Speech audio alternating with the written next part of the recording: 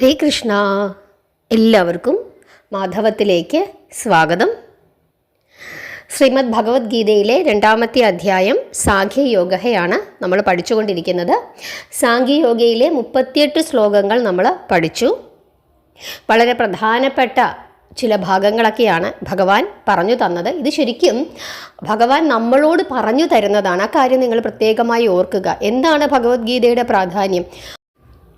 ഭഗവാൻ നമ്മളോട് നേരിട്ട് ചില കാര്യങ്ങൾ നിങ്ങൾ ഇന്നതുപോലൊക്കെ ചെയ്യൂ, ഇന്നതാണ് ശരി, ഇന്നത് തെറ്റാണ് എന്ന് നമ്മളോട് നേരിട്ട് പറഞ്ഞു തരികയാണ്. അതുകൊണ്ട് തന്നെ ഭഗവത്ഗീതയ്ക്ക് വലിയ പ്രാധാന്യമുണ്ട്. മറ്റൊരാൾ പറയുന്നതല്ല. ശരിക്കും പറഞ്ഞു കഴിഞ്ഞാൽ ഭഗവാൻ നേരിട്ട് നമ്മളോട് പറയുന്നതാണ്. ഭഗവാനെ ഒന്ന് കാണാനും അദ്ദേഹത്തിൻ്റെ ആ തിരുമൊഴി എന്താണോ അദ്ദേഹം നമ്മളോട് പറയുന്നത് അത് കേൾക്കാൻ വേണ്ടി കാത്തിരിക്കുന്ന മനുഷ്യരാണ് നമ്മൾ ഓരോരുത്തരും തന്നെ. അതുകൊണ്ട് തന്നെ അദ്ദേഹം നമ്മളോട് നേരിട്ട് പറഞ്ഞു തന്നിട്ടുള്ള ഈ കാര്യങ്ങളൊക്കെ കുറേശ്ശെയെങ്കിലും നമ്മൾ പഠിക്കണം. ഇന്ന് നമ്മൾ 39ാമത്തെ ശ്ലോകമാണ് പഠിക്കാനായിട്ട് പോകുന്നത്. ശ്രദ്ധിച്ചു കേട്ടുകൊള്ളുക. ഏഷാതേ അഭിഹിതാ സാഖ്യേ ബുദ്ധിർയോഗേ ത്വമിമാം ശൃണു ബുദ്ധ്യായുക്തോ യയാ പാർത്ഥാഃ കർമ്മബന്ധം പ്രഹാസ്യസി. അർത്ഥം നോക്കാം. ഏഷാം അർത്ഥം അത്, തേ നിനക്ക്, അഭിഹിത പ്രസ്താവിക്കുക, സാഖ്യേ അർത്ഥം ജ്ഞാനനിഷ്ഠ, ബുദ്ധിർ അറിവ്, യോഗേ യോഗത്തിലൂടെ, ത്വ തീർച്ചയായും, ഇമാം ഈ, ശൃണു അർത്ഥം കേൾക്കുക, ബുദ്ധ്യ ബുദ്ധിയോടെ, യയാ ഏത്, പാർത്ഥ അർജുനൻ, കർമ്മബന്ധം കർമ്മബന്ധിതനായി, പ്രഹാസ്യസി അർത്ഥം ത്യജിക്കുക. ശ്ലോകാർത്ഥം നോക്കാം. ഭഗവാൻ അർജുനനോട് പറയുകയാണ്, അല്ലയോ പാർത്ഥ, മുമ്പ് നിന്നോട് പറഞ്ഞത് സാഖ്യമനുസരിച്ചിട്ടുള്ള ബുദ്ധിയാണ്. ഇനി യോഗമനുസരിച്ചിട്ടുള്ള ബുദ്ധിയെ നീ കേട്ടുകൊള്ളുക.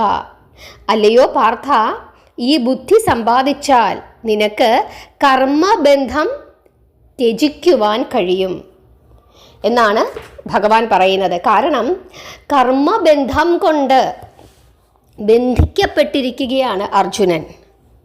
കർമ്മവാസനകൾ കൊണ്ട് ബന്ധിക്കപ്പെട്ടിരിക്കുകയാണ് അർജുനൻ. ഇത്രയും നേരം ഭഗവാൻ ശ്രീകൃഷ്ണൻ അർജുനനോട് പല രീതിയിലും പറഞ്ഞു. അതായത് ആത്മാവാണ്, ശരീരം വേറെയാണ്, ആത്മാവ് നശിക്കുന്നില്ല, ശരീരത്തിന് മാത്രമേ നാശം സംഭവിക്കുന്നുള്ളൂ, ആത്മാവ് ജനിക്കുന്നില്ല, ഇങ്ങനെയൊക്കെ പറയുന്നുണ്ട്.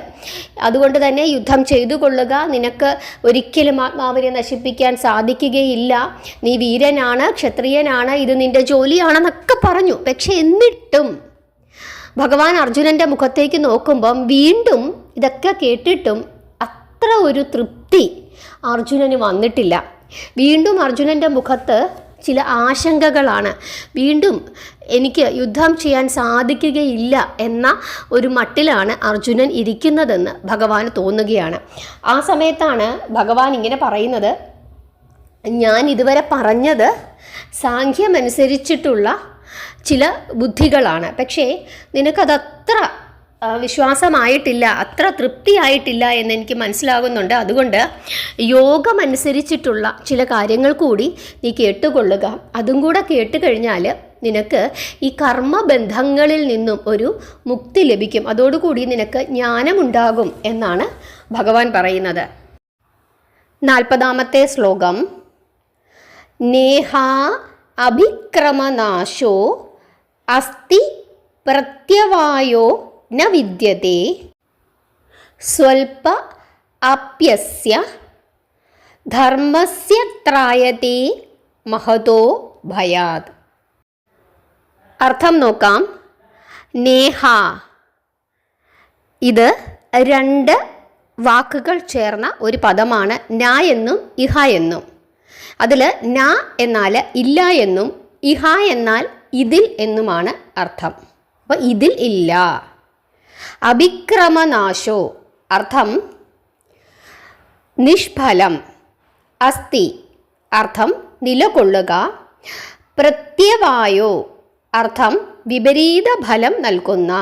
ന ഇല്ല, വിദ്യതേ നിലകൊള്ളുക, സ്വൽപ്പം അപസ്യ അല്പം സമമായി ഇത് എന്നാണ്. അതായത് സ്വൽപ്പ എന്നാൽ അല്പം എന്നാണ് അർത്ഥം.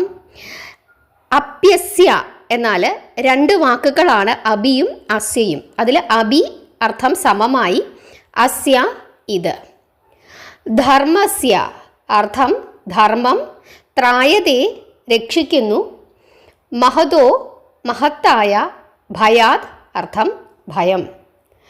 ശ്ലോകാർത്ഥം ഇതിൽ, അതായത് കർമ്മയോഗ നിഷ്ഠയിൽ, ഇതിൽ പ്രവർത്തിക്കുന്നതൊന്നും നിഷ്ഫലമാവുകയില്ല, പാപം സംഭവിക്കുകയും ഇല്ല. ഈ ധർമ്മത്തിൻ്റെ അല്പം ആചരിച്ചാൽ പോലും അത് മഹത്തായ ഭയത്തിൽ നിന്നും രക്ഷ നൽകുന്നതാണ് എന്നാണ് അർത്ഥം. നിങ്ങൾക്ക് അർത്ഥം മനസ്സിലായോ? ശ്രദ്ധിച്ചു കേട്ടുകൊള്ളുക. ഇവിടെ ജ്ഞാനയോഗത്തെപ്പറ്റിയും കർമ്മയോഗത്തെപ്പറ്റിയും ഭഗവാൻ പറയുകയാണ്. അതായത് ജ്ഞാനയോഗമായാലും കർമ്മയോഗമായാലും എന്തു തന്നെയായാലും മനസ്സിൻ്റെ ആ ഒരു സമനില കൈവരിക എന്നുള്ളതാണ് ഏറ്റവും പ്രധാനം. കാരണം ഇവിടെ അർജുനന് സംഭവിച്ചിരിക്കുന്നത് എന്താണ്?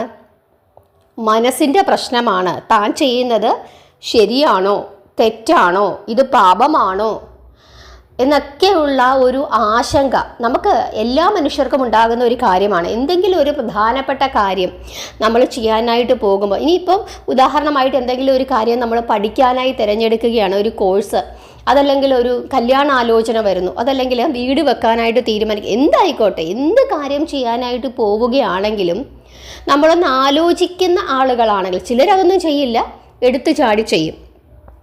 ചിലർ ആലോചിക്കും. ആ സമയത്ത് നമ്മുടെ മനസ്സിലിങ്ങനെ പല ആശങ്കകളായിരിക്കും വരുന്നത്. ഇപ്പോൾ ചെയ്യാമോ, അതിന് പോകാമോ, പോയാൽ എന്തെങ്കിലും കുഴപ്പം വരുമോ, ഇങ്ങനെയുള്ള ചിന്തകൾ നമ്മുടെ മനസ്സിനെ എന്തു ചെയ്യും? അലട്ടിക്കൊണ്ടേയിരിക്കും. അങ്ങനെ അലട്ടിക്കൊണ്ടിരിക്കുമ്പോൾ നമുക്ക് നമ്മുടെ ബുദ്ധി ശരിയായി പ്രവർത്തിക്കത്തില്ല. നമുക്ക് വേണ്ട കാര്യങ്ങൾ വേണ്ടതുപോലെ ചിന്തിച്ച് ചെയ്യാനുള്ള പ്രാപ്തിയും ഉണ്ടാവുകയില്ല. അതുകൊണ്ട് തന്നെ മനസ്സിൻ്റെ സമനില കൈവരിക്കുക എന്നുള്ളതാണ് പ്രധാനം എന്ന് ഭഗവാൻ ഇവിടെ പറയുകയാണ്.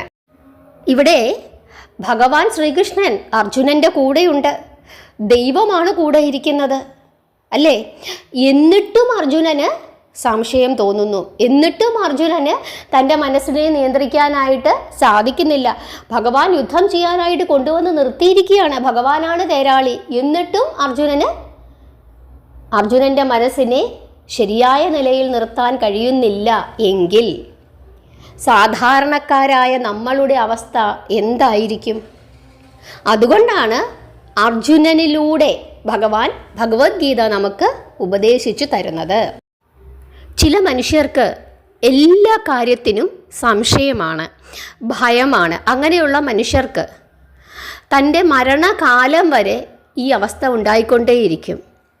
അതവരുടെ ജീവിതത്തെ പ്രതികൂലമായി ബാധിക്കുകയും ചെയ്യും. ചില മനുഷ്യരങ്ങനെയാണ്, എല്ലാത്തിനും ഭയമാണ്. പുറത്തേക്ക് പോകാൻ ഭയം, എന്തെങ്കിലും ഒരു പുതിയ കാര്യം ചെയ്യാനായിട്ട് ഭയം, അങ്ങനെ എല്ലാത്തിനും ഒരു ഭയമാണ്, ആശങ്കയാണ്, സംശയമാണ്.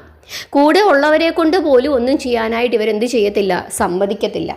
അങ്ങനെയുള്ള ആളുകളുടെ കാര്യമാണ് പറയുന്നത്. അങ്ങനെയുള്ള ആളുകൾ കൃത്യമായ സാധന ചെയ്ത് മാത്രമേ ആ ഭയത്തിൽ നിന്നും മുമ്പോട്ട് പോകാനായിട്ട് സാധിക്കുകയുള്ളൂ. ചില മനുഷ്യർക്ക് ചില അസുഖങ്ങൾ വരും. അസുഖങ്ങൾ വന്നു കഴിയുമ്പം ഡോക്ടർ മരുന്ന് കൊടുത്താലും എന്താണ്, ഈ മരുന്ന് കഴിച്ചാൽ എൻ്റെ അസുഖം മാറുമോ, അതല്ലെങ്കിൽ ഇതിന് സൈഡ് ഇഫക്റ്റ് ഉണ്ടോ, ഇങ്ങനെ ചിന്തിച്ചുകൊണ്ട് ഇരിക്കും. അപ്പോൾ യഥാർത്ഥത്തിൽ നല്ല മനഃശക്തിയുള്ള ഒരു മനുഷ്യന് പച്ചവെള്ളം കുടിച്ചാൽ പോലും അവൻ്റെ അസുഖം മാറും. ചിലർക്ക് എത്ര മരുന്ന് കഴിച്ചാലും മാറത്തുമില്ല. അങ്ങനെയുണ്ട്. ചില ആളുകൾക്ക് ചില ഡോക്ടർമാരെ കണ്ടാൽ മതി, അപ്പോഴേ അസുഖം മാറും. കാരണം എന്താണ്? അത് അവരുടെ മനസ്സിൻ്റെ ആ ഒരു വിശ്വാസമാണ്.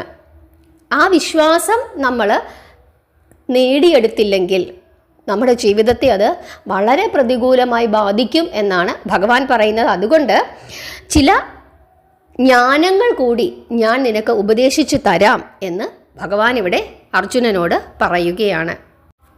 ഹരേ കൃഷ്ണ. എത്ര പേർക്ക് ഭഗവാൻ പറഞ്ഞു തരുന്ന ആ ബുദ്ധി, ആ ബോധം, ആ ജ്ഞാനം ആവശ്യമുണ്ട് എന്ന് കമൻറ്റ് ചെയ്യൂ. നിങ്ങൾക്ക് ആവശ്യമുണ്ടെങ്കിൽ മുമ്പോട്ടുള്ള ഭാഗങ്ങൾ നമുക്ക് പഠിക്കാം. എല്ലാവരെയും ഭഗവാൻ അനുഗ്രഹിക്കട്ടെ. നാമം ജപിക്കുക, നാമജപം നമ്മുടെ ജീവിതത്തിൻ്റെ ഭാഗമാക്കുക, ഭഗവത്ഗീത കൃത്യമായി പഠിക്കുക, കുട്ടികൾക്ക് പറഞ്ഞു കൊടുക്കുക. കാരണം ഇന്നത്തെ ലോകം അത്ര കലുഷിതമാണ്, വിഷലിപ്തമാണ്, കലിയുഗമാണ്. നേരായ വഴി കാണിച്ചു തരുന്നതിന് വേണ്ടിയിട്ടാണ് ഭഗവാൻ ഭഗവത്ഗീത നമുക്ക് പറഞ്ഞു തന്നിട്ടുള്ളത്. അതുകൊണ്ട് കൃത്യമായി ഭഗവത്ഗീത പഠിക്കണം, നാമം ജപിക്കുക. എല്ലാവരെയും ഭഗവാൻ അനുഗ്രഹിക്കട്ടെ. നിങ്ങളുടെ അഭിപ്രായങ്ങൾ പറയുക. മുമ്പോട്ട് നിങ്ങൾക്ക് ഭഗവാന്റെ ഉപദേശങ്ങൾ കേൾക്കണമോ എന്നുള്ള കാര്യം കൂടി ഒന്ന് കമൻറ്റായി പറയുക. എല്ലാവരെയും ഭഗവാൻ അനുഗ്രഹിക്കട്ടെ. ഹരേ കൃഷ്ണ.